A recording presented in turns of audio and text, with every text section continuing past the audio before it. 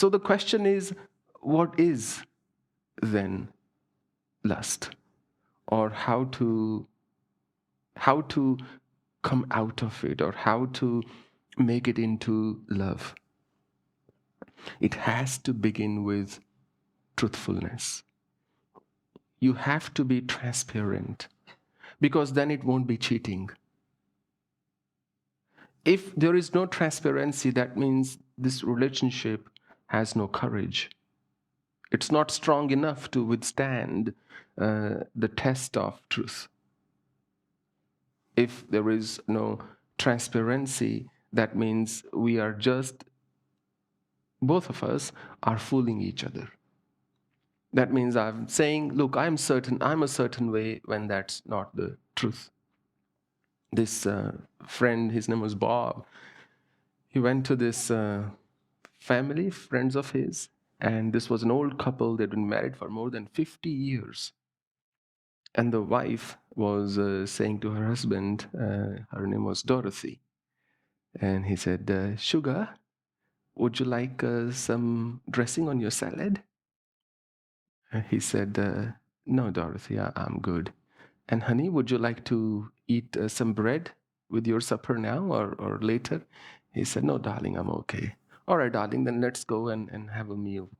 All of us, three of us, can have it together. And Bob was flabbergasted. He pulled her aside. He said, Dorothy, it's incredible. 50 years later, and you're still addressing like honey, sugar, darling, and this and that and the other. What's the secret of this love? Because women fed up very quickly with the men. They're just tolerating him after a while. And she said, look, we've been married for 50 years. I married him when I was 30 years old. I'm 80 years of age now. And I'm too embarrassed to ask him his name, but I forgot it some 5 months ago. No matter how hard I try, I can't recall his name. So I just roll with honey, sugar, and darling, and what have you. It's the easiest way, because he'll be really hurt if I ask him, what his name is.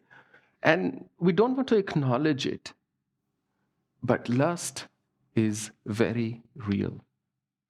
Just like sleeping does not make you a sloth, if you sleep, doesn't mean you are a lazy person. Sleep is not luxury. It is like any other activity. You need sleep.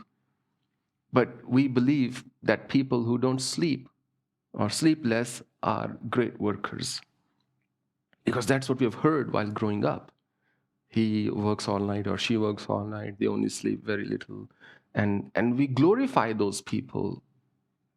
So sleep is inevitable. Similarly, we don't acknowledge, but lust is also inevitable. Otherwise, if celibacy was a natural thing, anybody could have practiced it. And then we shame those who share their sexual thoughts, or who acknowledge that they also have sexual thoughts. We shame those people. When somebody is, let's say, a certain age, we say, oh, you should be sitting in a temple. What are you doing in a cinema hall? It's incredible how stereotypical we can be, that how age is supposed to define your mind, but mind, once again, does not recognize it. Mind doesn't think. If you age, your body declines in function automatically. So to have these stereotypes that you should be chanting mantras and not enjoying your life, this is one definitive way of making somebody feel guilty or ashamed, when actually there is no reason to feel one. You did not choose to be born with these feelings. If these feelings are present in you, that only means you are a good human being. You are a normal human being. You're a healthy human being. So we don't acknowledge, but lust is there in everybody. Parents want their children to get married because they want somebody to be there for them, to take care. of his or her daughter. But do you really think somebody who's 22, 24, 25 is getting married for the same reason? If you think that, you are kidding yourself. They are getting married because they can't wait to sleep with somebody on a regular basis. They are sick and tired of hiding and going around the corners and trees and parks and so on. So a young person is getting married for an entirely different reason, and they are so eager to get married. But if they say it, that I want to get married because I like some fun, nobody, nobody will let them say it. This this girl got a call, and her parents had been trying really hard to get her married, but somehow, as luck would have it, things were just not clicking. And she got a call, and she picked up the phone, and this guy on the other said, "Hey, is this Joanne?" "Yes, this is. Will you marry me?" "Of course I will. Who's calling?" She said.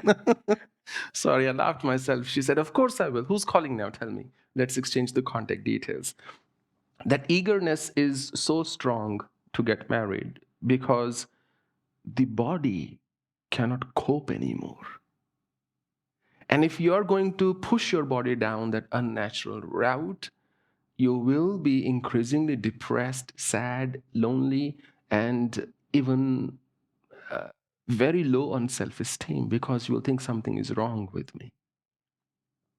Whereas the truth is, nothing is wrong with you. You were not. You were just truthful. The players, pick up the chicks or the other way around.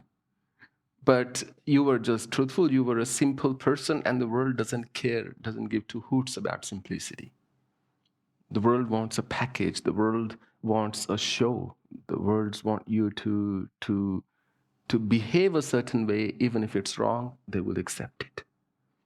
Chris Rock, he said women need three things in life to be happy. They need food, they need water, and they need compliments. Give them compliments, and they're happy.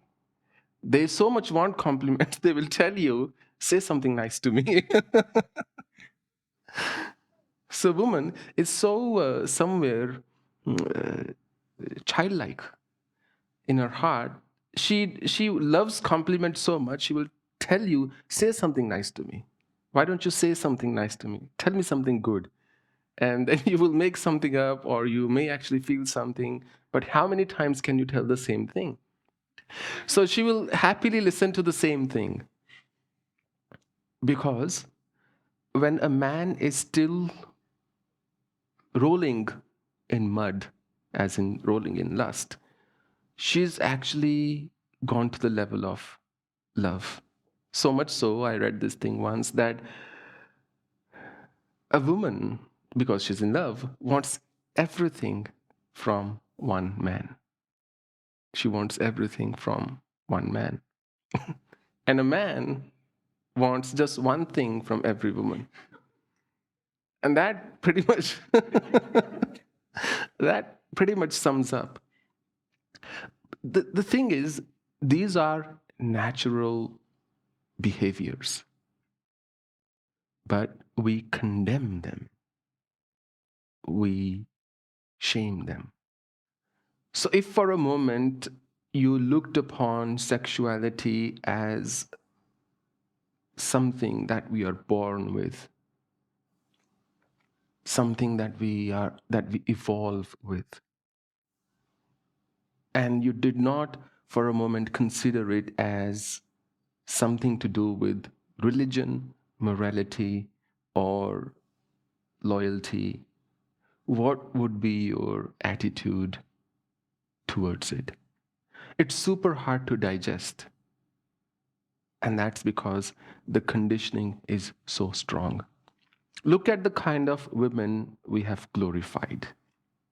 We glorified Ma Sita. Oh, she went for Agni Pariksha to prove her chastity. Why didn't Ram do something like that? Why didn't the world say to Rama, you were also feeling maybe lonely? So what was going on? But no, Ma Janaki was put through fire. Although there is, of course, with all due respect, I mean, I worship Ram, so there's no question of ever being derogatory about it or sarcastic about it. The scriptures do state that there was shadow Sita, she had to be back and so on. But okay, they have the status of God. They were incarnations. So even if I were to put aside their example, let's look at women who are glorified. Sati Savitri. That it doesn't matter how much you're suffering, you continue to stay with that foolish guy. It doesn't matter how much you're suffering, you stay with that idiot. And you call him my Pati Parmeshwar and you do the Karva Chauth Vrat for him. It doesn't matter how much you hate that person, but you must put up a behavior because that's being Sati Savitri. That's being Pativrata. There is no Patni Vrata. The term does not exist. We just created it. Why this disparity? And look at the kind of men we glorify. We glorify strength. We glorify those who do things that are just not natural, not normal. Rather than thinking, what's wrong with this person? Let's take him to a psychiatrist. Let's get him treatment. We say, this man is worthy of my worship. अशास्त्र विहितम घोरम तप्यंत ये तपोजना दंभहंकार युक्ता कामराग बलान्विता. When somebody undertakes a penance, Kante, which is not in line with the scriptural injunctions, such a person is simply acting out of ignorance. Prajanascha kandarpasmi, this lust, this kama, this bhav that you experience in you, that is also me. I am kama, Krishna says. But society or conditioning says, yes, he is everything else, but not that, okay? I will accept everything else. Talk to me about anything else except this. I don't even want to hear what you do in your fantasy world. It's too much. I feel jealous. I feel down. I feel I'm not wanted anymore. I feel I'm not loved anymore. So you keep that to yourself. But tell me, what would you like to eat? I'll cook a nice meal for you. But what they forget as human race, so women are not encouraged to express their sexuality. And it has now come to a point where, I mean, society is gradually changing, which is a good thing, but the stereotypes are really that always a passionate man and a prude woman. That woman's always saying, no, no, no, and man saying, I really want you. But it's always the case in all relationships, only that the roles are reversed. When a woman doesn't want the man, she will push him. She might go and sleep with somebody else. And when a man doesn't want the woman, he will become dharmatma. He'll say, मैं तो साधना कर रहा हूँ, जप कर रहा हूँ, ध्यान कर रहा हूँ. And then he's going off with somebody else. And if they were, even for a moment, to admit their boredom, that I'm bored, all hell will break loose. This couple, this man said to his wife, he said, look, I'm very sorry, I'm ashamed to admit, but I have to tell you because you are my wife and I share everything with you. You know, every time I'm with you, every time we are intimate, I'm actually always thinking about somebody else. Wife goes, you are so unbelievable. This is so disloyal. And is this your love for me? Every time you're with me, you are thinking of somebody else. And you should see my love for you. Every time I'm with somebody else, I'm thinking of you. That's how much I love you. But they both of them, I read somewhere the success of a marriage depends a lot on what the two people don't know about each other. Because somehow they they say, the luxury of, as they say, ignorance is bliss, basically. The luxury of not knowing sometimes helps you pull through your life. But eventually, it's truth, it's transparency that will really give you a firm footing. It's painful, but once you accept it, or once you understand it, acceptance will only come then. It won't really matter, because nothing matters eventually.